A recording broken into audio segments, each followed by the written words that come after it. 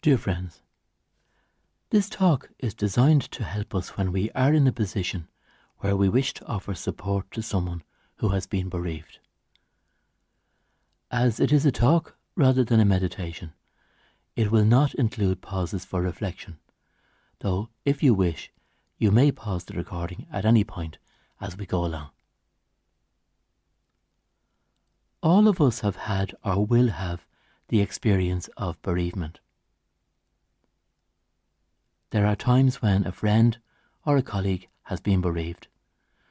Difficult times when it can be hard to know what to say, what words of comfort to bring. There can be the human tendency to avoid the issue, to say nothing, as if saying nothing is going to make it any easier for someone who has lost a relative or a friend. Sometimes we mistakenly fear that our words will remind the person of their loss. We need have no such fear. The bereaved are well aware of their loss, and they do not need words from us to bring that loss to mind. It is already one of their principal preoccupations. In these times, the most important thing is to let the bereaved person know that you care about them, that you are there for them. You naturally express sorrow for the loss, but words are secondary. Your simple presence is everything. But still, there is the worry about what words to use. On this aspect, it is important to be aware of some words that you should not use, sentences that definitely will not be of help. The most obvious one, I know how you feel. The reality is that we do not know and cannot know how the other person feels. Grief is highly personal. The loss of someone whom we have known and loved is very painful. Regardless of what grief we may have experienced in our own lives, we will not know how this other person feels about his or her loss now. We may wish to try to offer consolation by trying to show that we are putting ourselves in the other person's shoes, but we cannot. The shoes will not fit.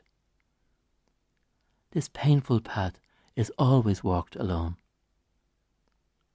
Hopefully there will be people to the right and people to the left offering support. But for each person who has lost someone, the road following a bereavement is a single-lane carriageway. The person who has died may have had a long, happy and productive life. But this is not the time to offer consolation by referring to how long and wonderful the life was. The pain of losing an elderly relative or friend is not eased by the fact that the individual may have had a long and happy relationship with the deceased.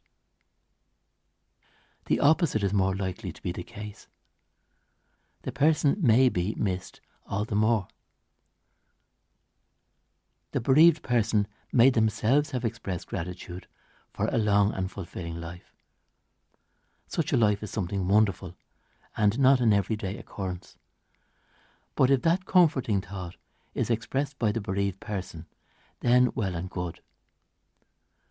But it is not for us to say that the life was long enough, even though it may have been longer, far longer than most of us might manage to achieve. He or she has gone to a better place. None of us have been there. We may believe and hope for that consolation. But it is no comfort to someone who has lost a loved one whom they will not see again in the world as we know it. It was a happy release. Maybe it was. In some situations, we might feel that if it was we who had endured a painful and long drawn-out illness, then death might come as a welcome, albeit reluctant friend. But it is not for us to offer that consolation to someone who has lost someone dear to them. You will get over it in time. Yes, we hope the bereaved person will. But the always slow progress towards recovery is very individual, and it is to be doubted if we ever really do get over the loss of someone who is dear to us. In time and piece by piece, we pull ourselves together and we get on with life, making it as happy as we can and dealing with the reality that we face. But it is an individual process that is not helped by hearing someone set a timetable for recovery and assuring the bereaved person that all will be well. At least he or she did not suffer, or it was quick. That may be the sudden death we would wish for ourselves, but it is little comfort to the person who has lost a spouse or a relative or a friend. For those left behind, the shock of a sudden death may be very difficult to bear. No time to say goodbye, no time for last words, and the reconciliation which might be one consolation when a death is somewhat expected. I lost my mother, or father, or sister, or brother, or friend.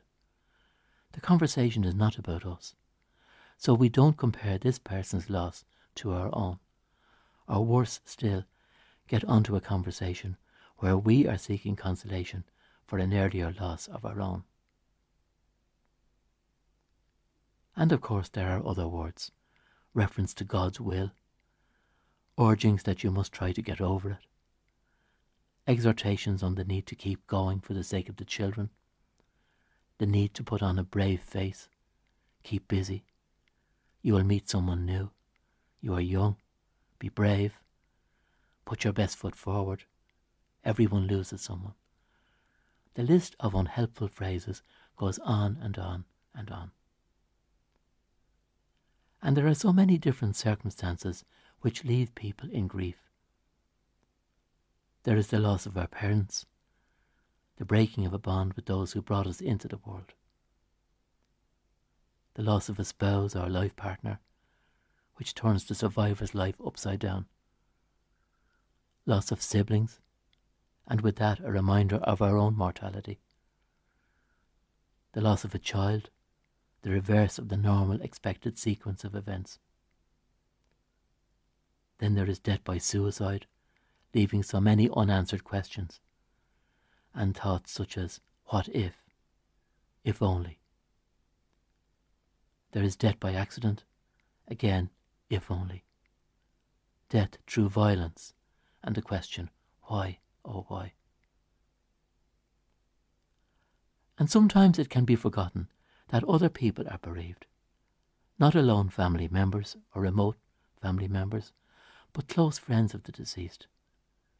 Who offers consolation to those who are not the chief mourners? We have to look out for them too. The message in all this is that it is important to be there for the person who has suffered the loss. Try to be of practical help. Assure them that it is all right if they phone you for a chat and a visit. And if they don't phone you, then remember to phone them. In the immediate aftermath of a death and a funeral, people will usually be surrounded by the support of family, friends and well-wishers. The practical duties that require attention following a death can keep people functioning in a semi-automatic type of way. But it is in the weeks and months ahead that support will be more necessary. There is a line in the song which goes, "You say it best when you say nothing at all." And this might be worth remembering at a time when we are helping someone through grief. Saying nothing at all doesn't mean keeping out of the way. It means being there, offering practical support, and mostly listening so that the bereaved person can move forward at their own pace. May you be blessed with the gift of being there for someone, offering a welcoming light in the dark times, offering a shoulder upon which a person can cry if they wish to cry, remembering that grief is the price we pay for love. Namaste.